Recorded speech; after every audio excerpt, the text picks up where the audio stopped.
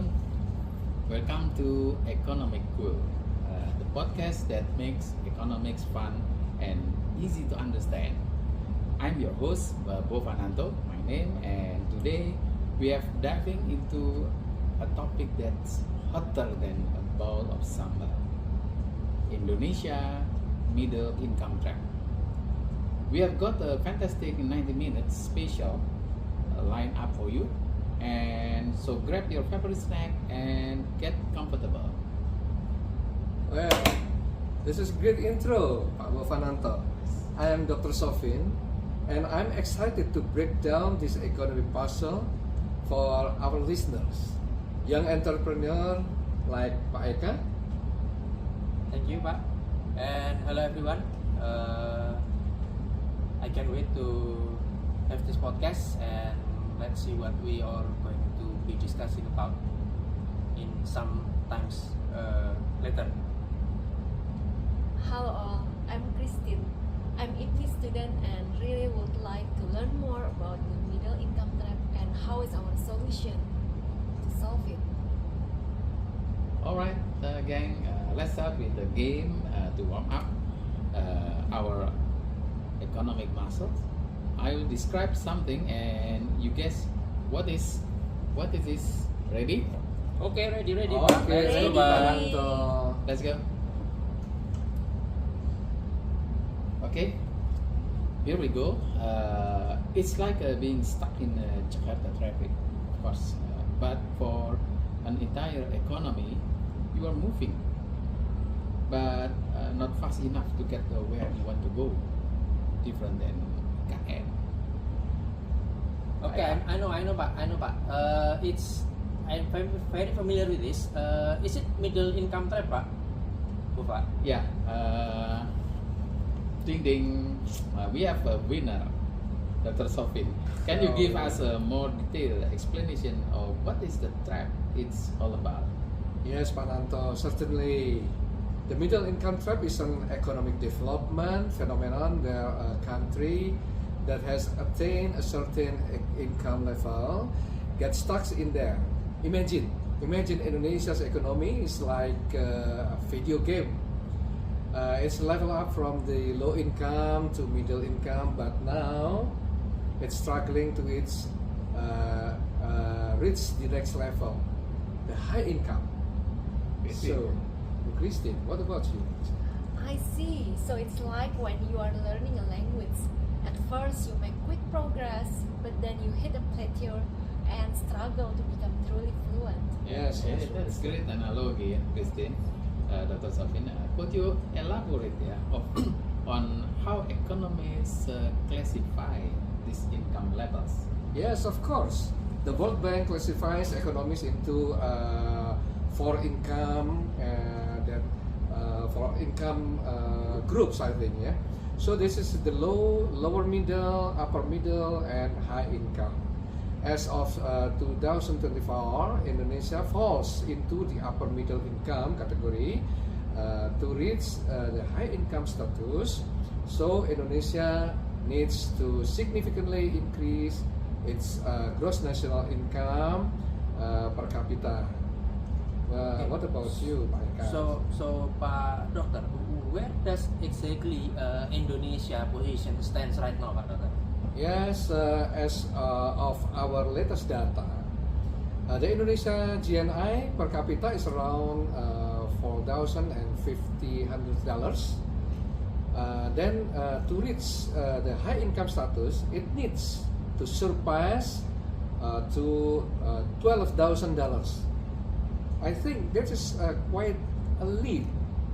Wow. Is that right, Pak Yeah, Nanto? yeah. Now that's we already dropped by a lot of number now. Wow, that's a big jump. Now let's play two truths and a lie about the causes of this trap in Indonesia. Dr. Soffin, hit us with your statements. Yeah, Pak Nanto. I will try to answer your challenge. Alright, here we go, Pak Nanto. Indonesia's economy is too dependent on natural resources. Then Indonesia has the best education, system in the Southeast Asia. The country struggles with low productivity growth. Then I analogize it with the high-tech prison. Do you ever seen the escape plan from Sylvester Stallone? Yeah. Yes. Okay. What else? What holds Indonesia back? Yeah. Yeah. So, in the film analogy, in the escape plan by Sylvester Stallone, the prison was designed to be inescapable with advanced technology and tight security. Then similarly, Indonesia faces economic prisons that seems difficult to overcome. The key economic barriers like the prisons bars, so is I think that's education skill development. Number one, low investment in education, leading the limited human capital for high-tech and innovation-driven sector. The number two is corruption. Yes, corruption and bureaucracy inefficiency. The guards that slow down and reforms and business expansion, that is the corruption. The corruption is the guards in the prison. And number three, dependence on natural resources like a trapdoor. The trapdoor, volatile and limited long-term growth prospect. Then number four is technology and innovation gaps. Why Indonesia is lacking in adopting new technology and innovation to compare with the peers. What do you think, Pak Eka? Yeah, I think if I put myself as an entrepreneur, I think I would say that it's a great movie, but it's a great movie. Yes. But there is one sentence that you say that Indonesia has the best education system in the Southeast Asia. I think that is somehow we can call it as a lie. Oh. Our education system has improved, but I don't think it's not yet the best in the region, Pak Doctor. Yes. Maybe it's correct, Pak Eka. Correct. While Indonesia has made a progress in education, it still faces challenges in preparing students for the modern economy. Let's break down these causes in more detail.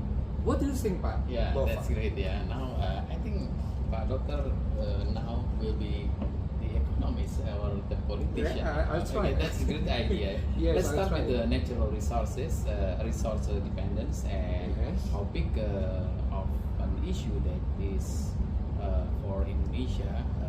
And what do you think, Pak? Yeah, it is significant challenge, Pak. Indonesia is rich in resources like oil, gas, coal, and palm oil. While this brings in revenue, it can also lead to what economists call the resource curse. Yeah, What? it's really Yes. right because Yes. it makes us become dependent to that resource, Yes. and even it's not make us become a growth mindset. And I think it's better that we can also try to solve it by focusing on the growth mindset, Yes. how to develop that growth mindset for the student, for all of the country population. So not only dependent to the natural resources, but also can have innovative and we can also escape from this middle income trap. How do you think? Yeah, the resources course. The resources curse refers to the paradox that countries with abundant natural resources often have less economic growth and worse development outcomes than countries with fewer natural resources. This is paradox, Pak. Bu Christine, this is paradox.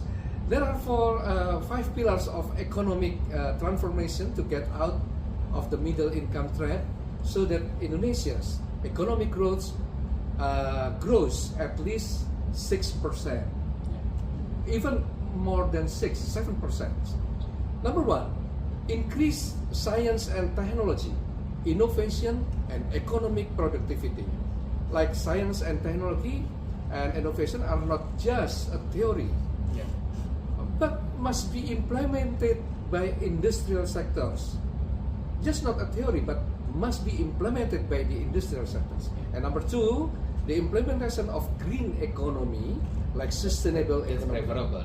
Yeah, that's right. It's really great that we can, if the company can also invent it, the business model Yes. that's not only profitable but also they have care to the environment and also to the people, Yes. and it will be integrated to Yes, yes. increase all the economy.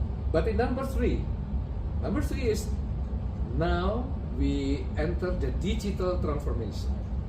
And number four, the domestic economy integration and global connectivity.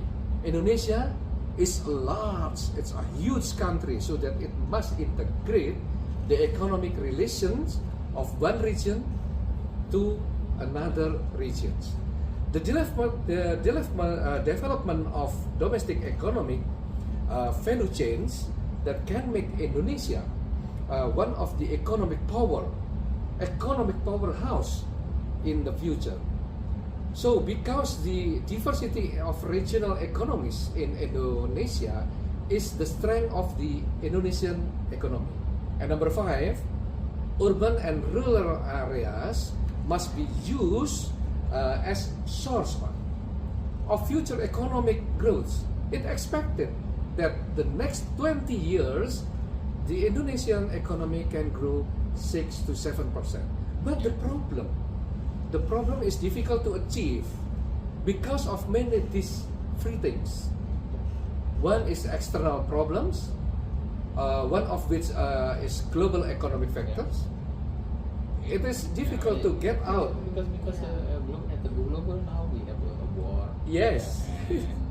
And of course now Palestine, Ukraine. Yes. Yeah, that will impact. Yeah, and it really impacted the macroeconomy. Yes. It is really Yeah. external factor that we cannot control. Yes, yes. So there's a lot of the mitigation. That we Yes, need it is difficult to get out the economic growth around 5%. Even now, Indonesia is below 5%. The efforts to increase investment growth and not depend to consumptive is number two. And number three, the consumption, Indonesia, consumption, which mostly supplied by the middle class, has not been able to boost economic growth above 6%. We know in the middle income countries depend on the exploitation of the natural resources.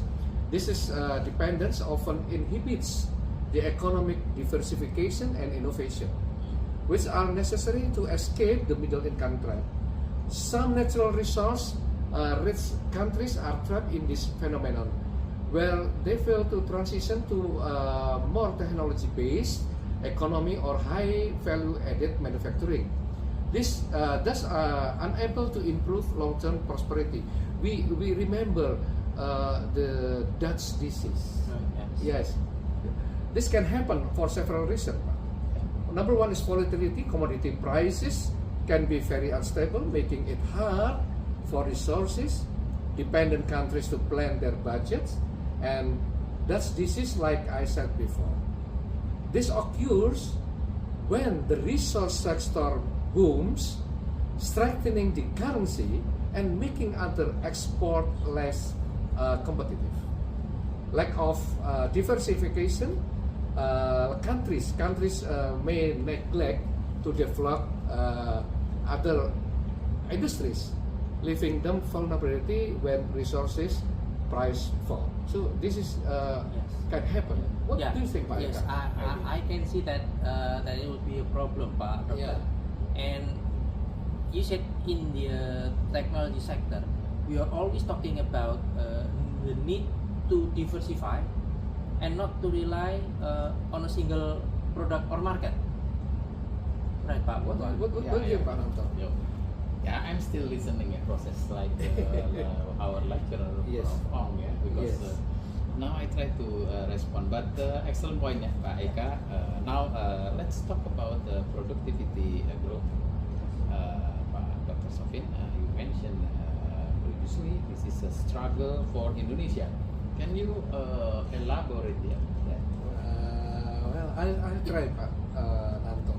Certainly, the productivity growth is crucial for a long-term economic development. It means getting more output from the same inputs is very crucial. Indonesia's productivity growth has been slower than many of its neighbors like Singapore, Malaysia. This is due to several factors, Pak. The large informal sector is many workers are in low productivity informal jobs. Then the limited technology adoption. Many businesses, especially small ones, aren't using the latest technology. This is typical of our Indonesia country. Yes, this is number 3. The skill mismatch. Pak. The education system isn't always producing the skills the economy needs.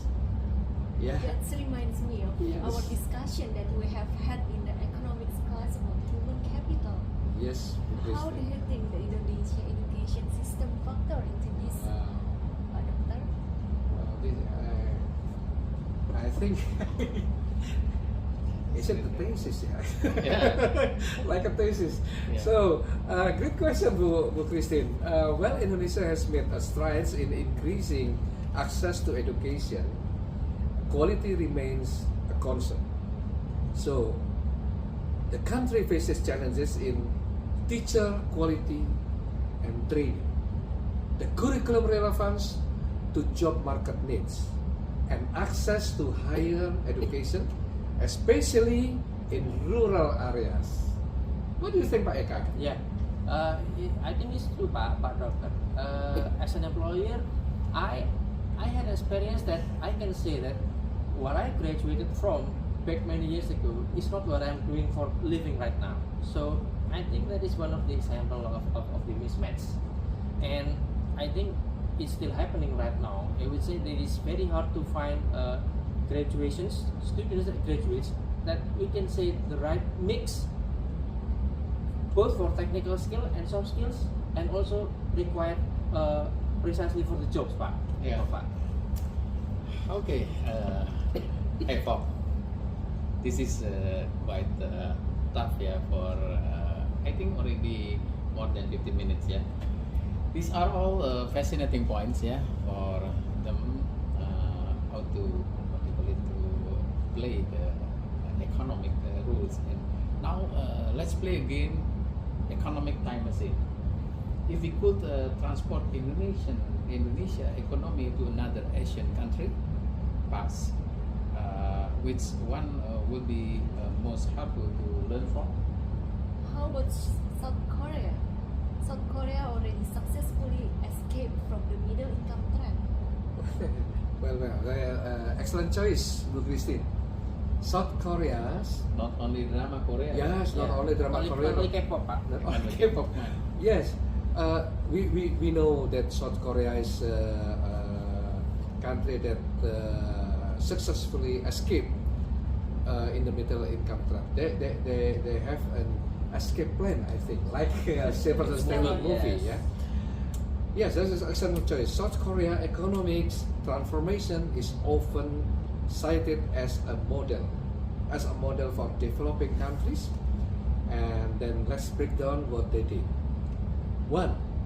Education focus. Heavy investment in education at all levels. This is important, very important. So we can see in Indonesia what we did. Number 2 is export-oriented industrialization. They focus on developing competitive export industry. Professor Ong have questioned us: is Indonesia invest for this to another country?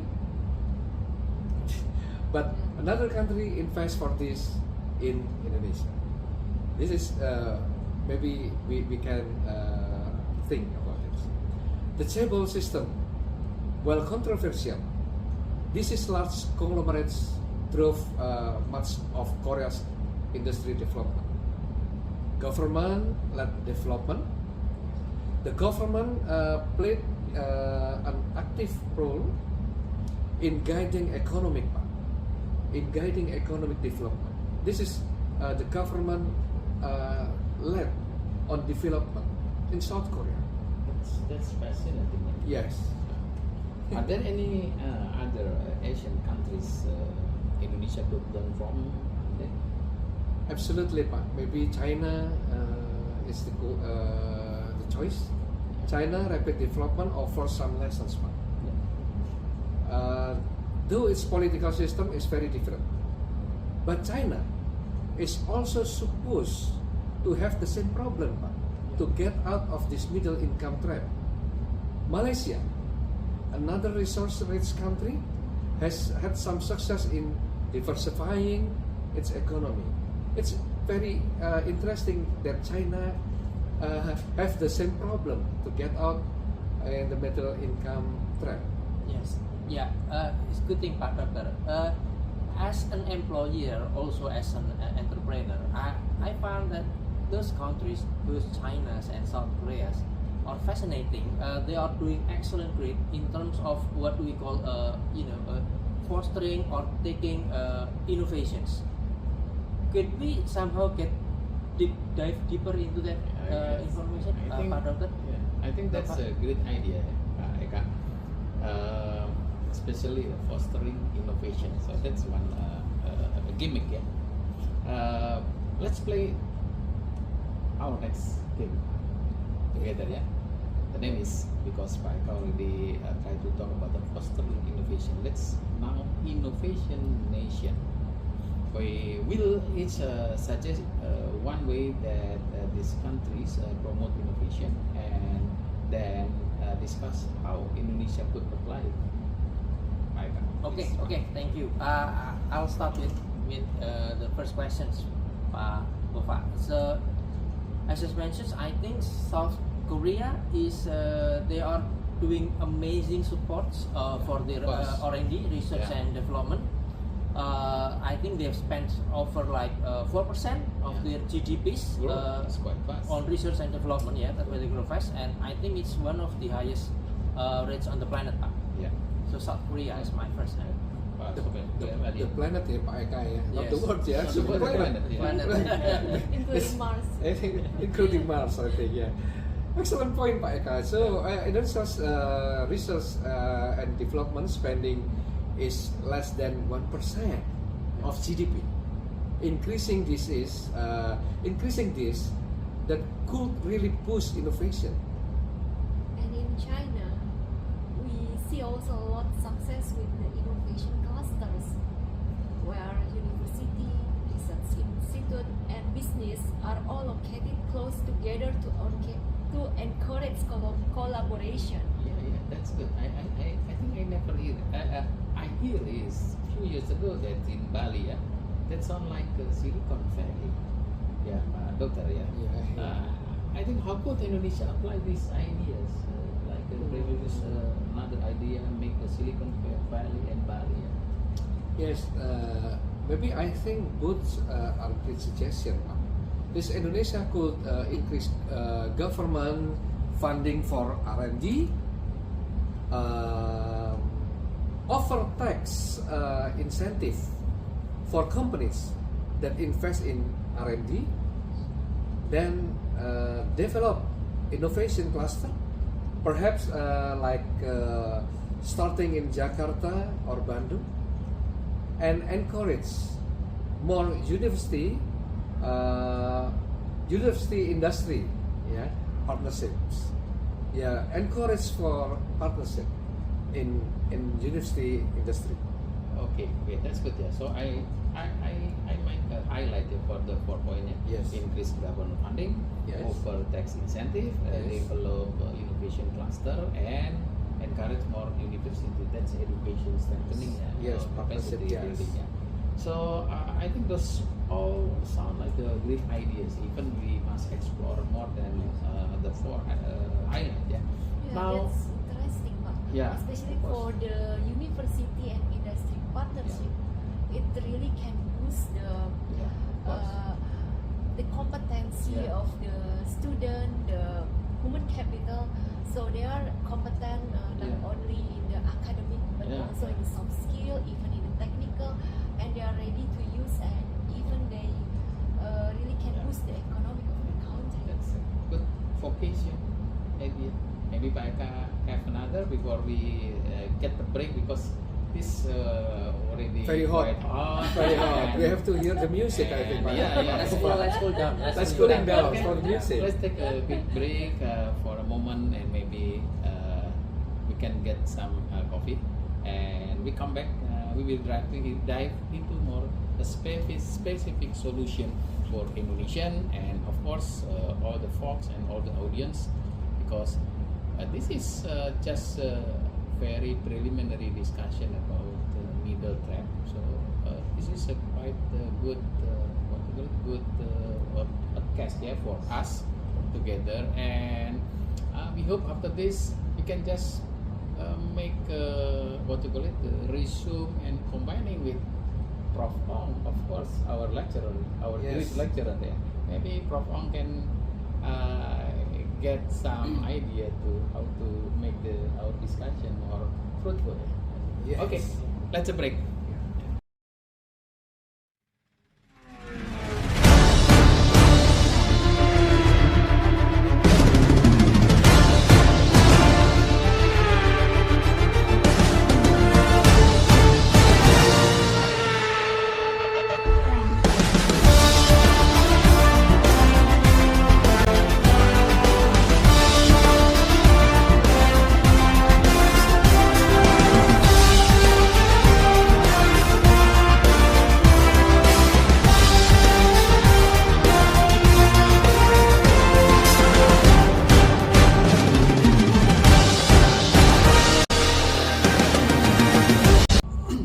Welcome back to Economic Cool. Before the break, we were discussing how Indonesia could learn from other Asian countries. Now, let's play our final game, Economic Makeover. Each of you suggests one way to give Indonesian economic a boost. Pak Eka. Okay, thank you, Pak. I think I would like to propose an idea that we could start by creating a stronger startup ecosystem, Pak. Yeah. So I think recently we heard that Indonesia has been having deflation, Pak. Yeah. That's what our Bu Sri Mulyani says. Current economic position, economic yeah. deflations, and sadly it also followed by several shutdown of the for what we call startup. Yeah. So I would suggest that we could have more what do you call incubators, more funding options for the startup systems, and also last but not least, we need to have mentoring program for the startup so we can really stimulate them for innovation, Pak. That's really a great idea, Yeah, I remember Because- Bahari. Yeah. Our lecture Yeah, about correct. incubator and startup. Okay, Yeah, proceed for just. and it's really can create the environment in which create more job, and it can also improve our economy, and also make the ecosystem is really better. And my suggestion also that we will need to emphasize on the power of infrastructure investment. So Indonesia could focus on improving transportation and digital networks, not only in the Java but especially outside of Java. So all will be equally having focus power of infrastructure investment. And I think CRI also already one Yeah. of the That's connecting infrastructure. the Yeah. good connecting in Southeast Okay. Island. Out of Java. Yeah, Yeah. it's really Yeah. great. Part of Yeah, an idea, but These are great ideas, Pak. Maybe I can add that Indonesia should diversify its economy, relying less on natural resources. This is very important. Relying less on natural resources and developing high value industries. like electronics or biotechnology could make a big difference. So we see the Singapore. Yeah. Singapore not rely on natural resources, they rely on industry. Yes. Yeah. Okay, I think these all are fantastic suggestions. Like startups, how to boost the young generation with the government support. Please still remember about our President Jokowi concept how to make an integrated infrastructure to boost the logistic cost, boost everything to reduce the macroeconomic transportation. And Pak Doctor put the idea to particular the natural resources, and I think all that's are fantastic. Yeah. So let's now dive deeper into each one. Like Pak Eka said, how would you go about strengthening the startup ecosystem? Okay, thank you, Pak Nato. As an entrepreneur, I think there are roughly about 4 ideas that I can actually propose how to strengthening the startups. The first one is definitely how the startups need to get an easy access to capital. It means that easy choice on the fundings, so better fundings, better business. I believe that's what I always have in mind. And the governments also needs to support in terms of this funding, on these fundings. And we also need to have something like what we call tax incentives for those startups. And also we need to have better connections for the international firms too, so it will be easy for them to do business to make a startup in Indonesia. And how to do that? The second part, it is the regulations. Easy regulations is a must. So without any what do you call? We do not need any more bureaucracy, longer paper and everything. So it actually is the easiest way to do is easy on your bureaucracy. And then on the third one, we have what we call like and yeah, I think that what I have in Streamline regulation. oh yeah, the regulations of course. And I lost on the maybe other two. You Christine might add. Yeah, thank you, Pak Eka. So the streamline regulation, it will make it easier and faster to start and run a business, and also to enhance digital infrastructure, to have the reliable fast internet across the country that will make the ecosystem of digital economic is growth, and also to cultivate the talent. Partner with universities to develop entrepreneurship programs and coding boot camps, or even like the university and industry partnership. And besides that, it's also good that we can growing the inclusive economy. So the inclusive economy also considering like the OMKM, and then even in the banking industry, the inclusive economy is also considering the Sharia bank. So it's really it will develop all the growth of the economic from all of the system. How do you think, Pak Doctor? Yeah, Pak Eka, Bu Christine, those are excellent suggestions.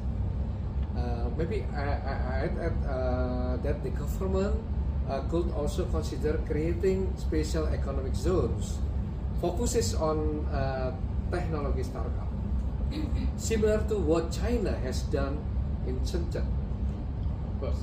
Yes. Because I remember about Shenzhen. Yeah. Because previously that's a nelayan village, and the government put everything like I already write down the Doctor previously said that building the high value industries. Oh, that's a Shenzhen.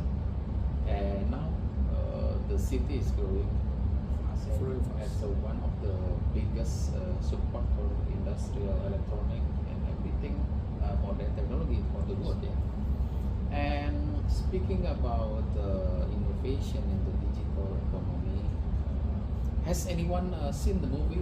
Now we go back to the movie. Like I think I remember the movie is the Social Network. Social network, Yeah. right? Yes, Okay, yes. we will see after this. We will Yes. see and get Yeah. some idea about that film. Okay, it's a good movie, Pak. I think the story, the movie, the social networks, it actually, you know, told us about how the Facebook was firstly made, how the Silicon Valley, from zero to become now something like maybe it's a hero. Yeah? Like hero, zero to hero. Zero to hero Yes, in, really in terms of Silicon Valley. Yeah, It's a great movie, Pak. yeah. Okay. It's about I the think Facebook we- creation. Yeah. Yeah, it's corporations. Exactly. I think everybody loved the movie.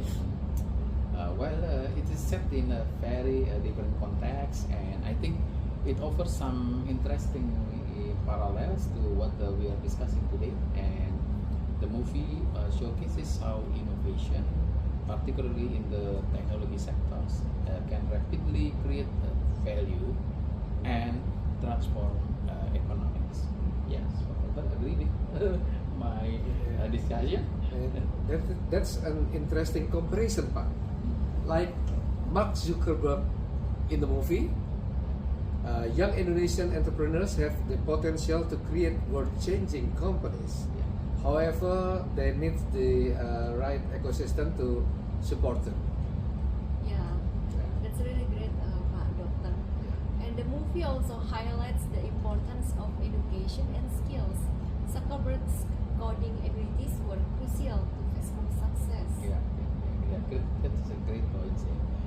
Just Facebook connected the people digitally. That's a very old platform, but globally, except China, I think that's already accept for everybody. Indonesia needs to connect its vast archipelago, both physically and digitally, to unleash its economic potential. And like the rapid growth of the Facebook, Indonesia digital economy has the potential to grow exponentially, potential helping the country escape the middle income trap. I think that's escape the middle income trap. Yes. That's a word. That's really a great point. So connecting the dot between the archipelago of Indonesia and also all the economic and the digital, it's also become very crucial. And infrastructure investment also has been very crucial to our economic development. Indonesia could benefit from similar investment, especially in the transportation, by improving ports, airports, and road networks to reduce logistic costs. And in the energy, we can also ensuring reliable electricity supply across the archipelago. And in the digital infrastructure, as Pak Eka mentioned, fast internet is crucial for a modern economy. Okay. I still remember that previously Facebook, that's a very popular, and you said that will be connect the archipelago, and now we hear about what Starlink. So, and the government already prepare all the infrastructure for digital connection. Now Starlink is more easy, more mobile. And I think for the future, I think we can get the benefit for digital market, and this all sound crucial, Doctor. Yes. And how realistic is it for Indonesia to make this kind of investment? Yes. Realistic one. Yeah. Like maybe we have discussed before that the connecting for the archipelago make Indonesia economy more powerful. So this is the powerhouse, I think, powerhouse of Indonesia, because its archipelago has a strong economy. This it's challenging, but necessary. Indonesia has been increasing in infrastructure spending in recent years, but there is still a significant gap. Public-private partnerships could be one way to fund the projects. I think that's it. Yeah. Okay. That's now we already go through the how to funding the project project, and PPP one of the solution with the creative funding. I think that's we already moving fast with the creative funding. Yes. And of course the PPP is one of the strategy of the government with the project commercial benefit better than the normal. No need support by the government, and they prepare to the public for the privatization. And combining that Christina said about transportation infrastructure, port, everything, we can just go with the creative funding. And I still feel interest with the previous part Dr. said about the economic diversification, and Pak Dr. mentioned about moving away from reliance on natural resources. This is one of the Indonesia have a special resource that natural resources can this is boost the Indonesian economy that will be impact with the global economy. Yeah. What industries do you think Indonesia should focus on? Yes, Pak Nanto, this is very interesting, Pak. Because reliance on natural resources is typically in Indonesia, because Indonesia actually have big, rich natural resources. We know that. A great question, Pak Nanto. But how? What industry can Indonesia should focus on? This maybe Indonesia has several promising areas. Number one, like other countries in our peer, manufacturing, particularly in areas like electronics, automotive, and textiles. This is very interesting. We have national car, but why? We can develop it. So we have textiles, Sritex in Solo. It's very international. So manufacturing is we can have the promising areas. Then number two, of course, now is digital era, digital transformation, digital economy, e-commerce, fintech. I think that's one of Pak Eka idea. Yes. And digital services are already growing rapidly. Tourism. Indonesia has incredible potential in this tourism. Beyond, not only just Bali. But Indonesia, East Indonesia, West Indonesia is very beautiful tourism. So if we can connect it with the easy way to connecting archipelago of Indonesia. This is very powerful. So Indonesia have a powerhouse in economy. Then number four, of course, we now talk about the green technology. Because ESG is very important. Sustainability, green technology with its natural resources, Indonesia could become a leader in renewable energy. And this is important part. Agree, Pak Eka? I think I agree with you, Pak Doctor. Especially the part where what we call digital economy. Yes, it has a huge potential, Pak. For me myself personally, I do not spend one day without looking at Shopee, Pak. So at least every 2 days or 3 days, I always do check out, Pak. So it means I buy things. It's easier for us to get to the shop, to get to the market.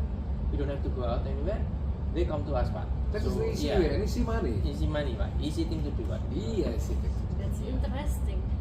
And in our previous discussion also we talked about the importance of moving up the value chain.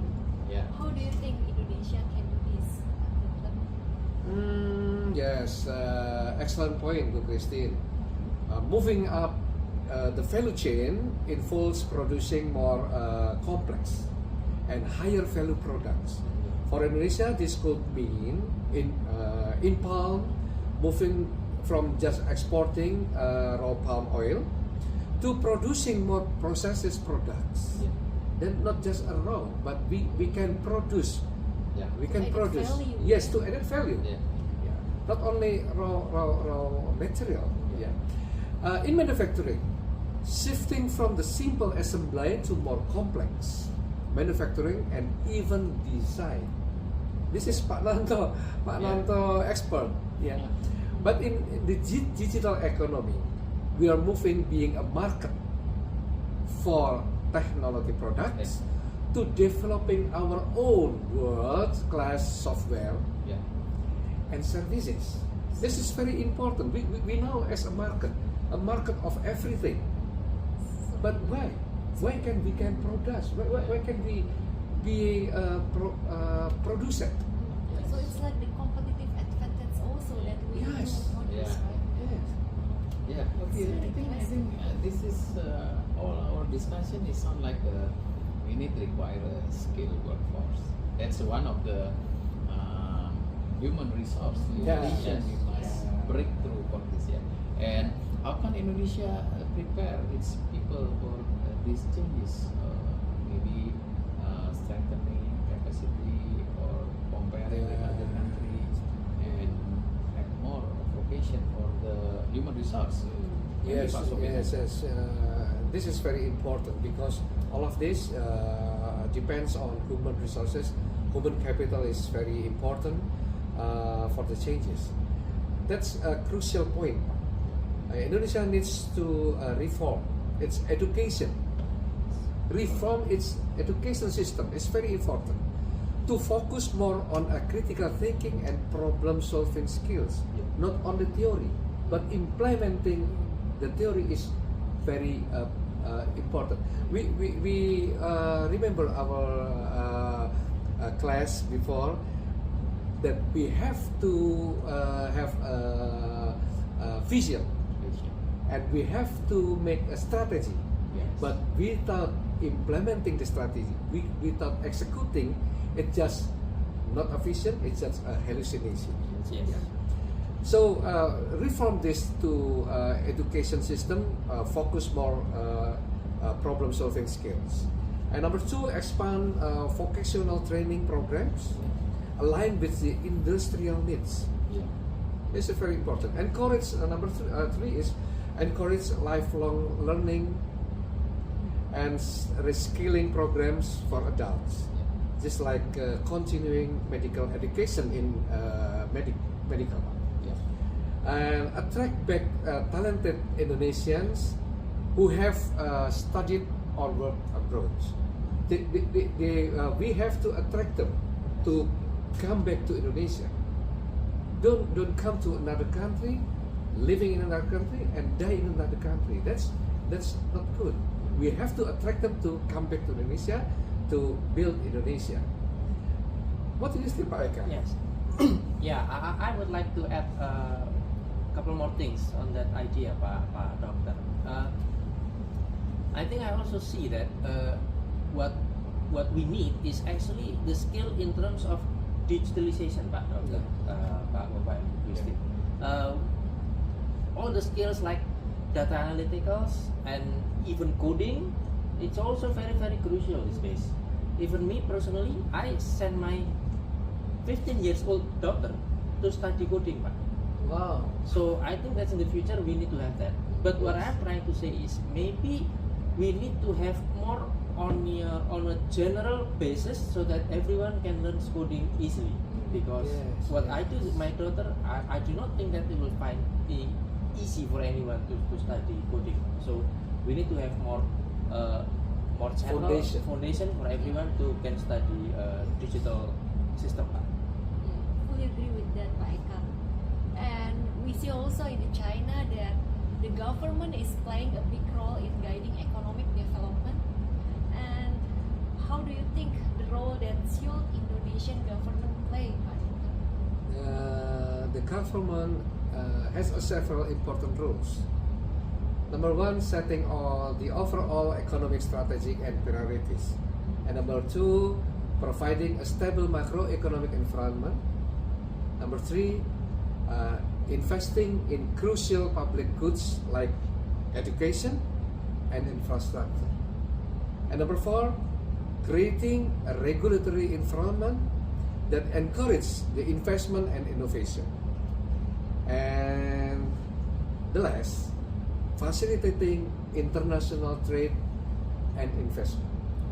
Okay, that's good. Yeah, it's fascinating to see how all this discussion and these elements come together. And Dr. Soffin, I know you have been doing a lot of research on this topic. Yeah? And now let's be down to earth and go to the grassroots. Yeah, could you share some of the key studies that have informed your understanding about how Indonesia's economic challenges?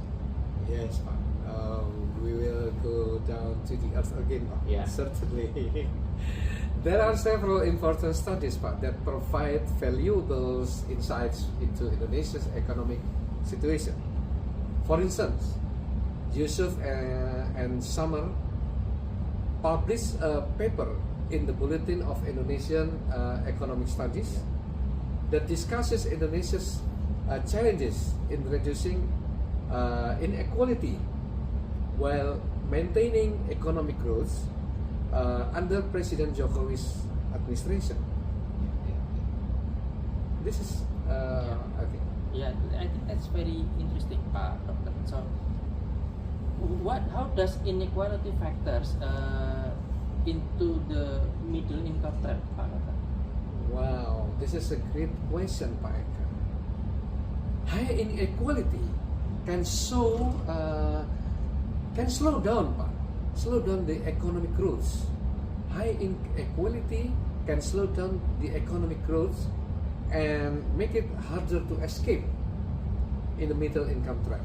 It can lead to the social tension, Pak, and reduce opportunities for a large portion of the population to contribute to economic growth. Yeah.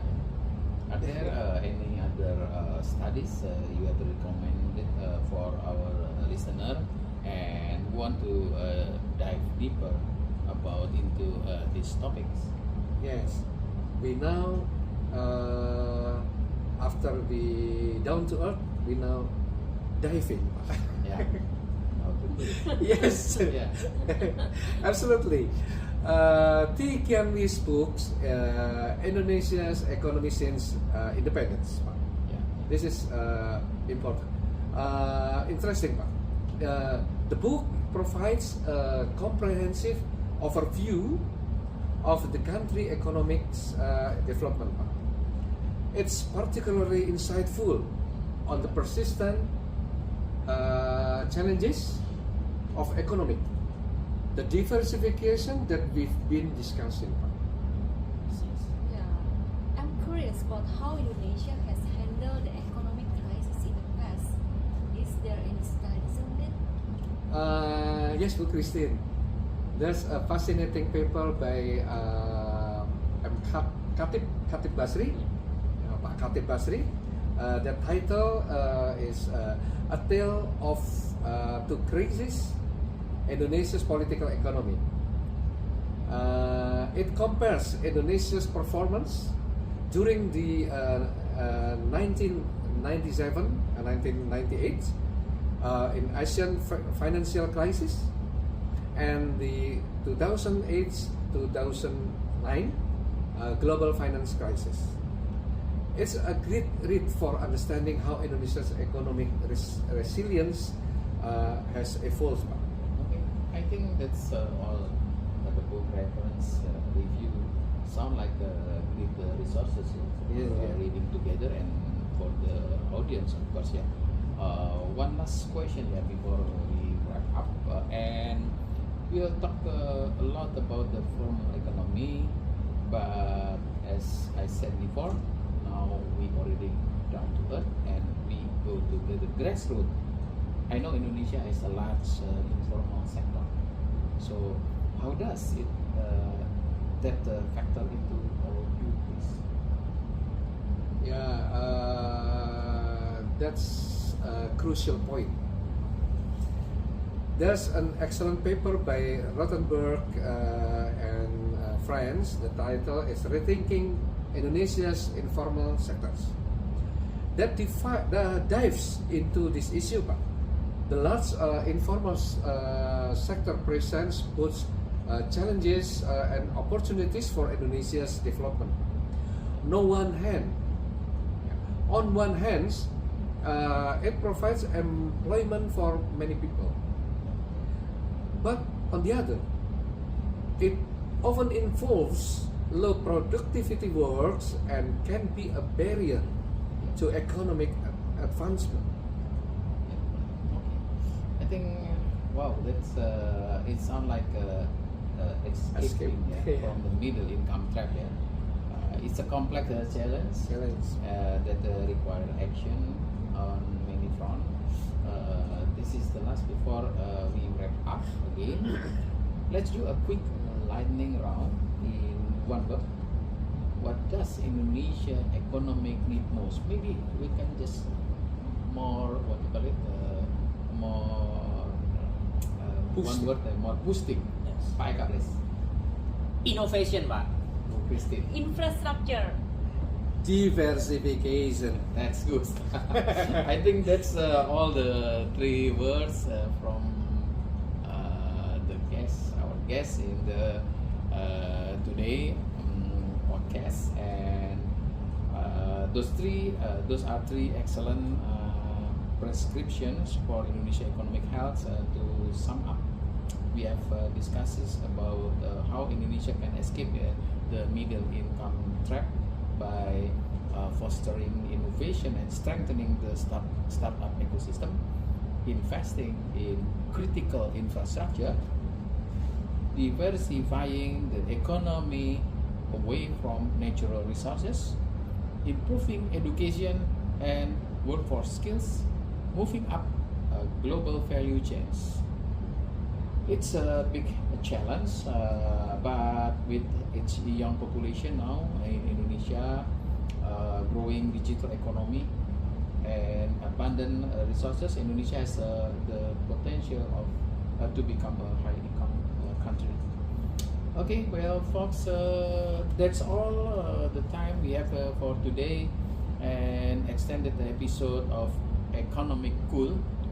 I hope you have enjoyed our deep dive into Indonesia economic challenge and opportunities.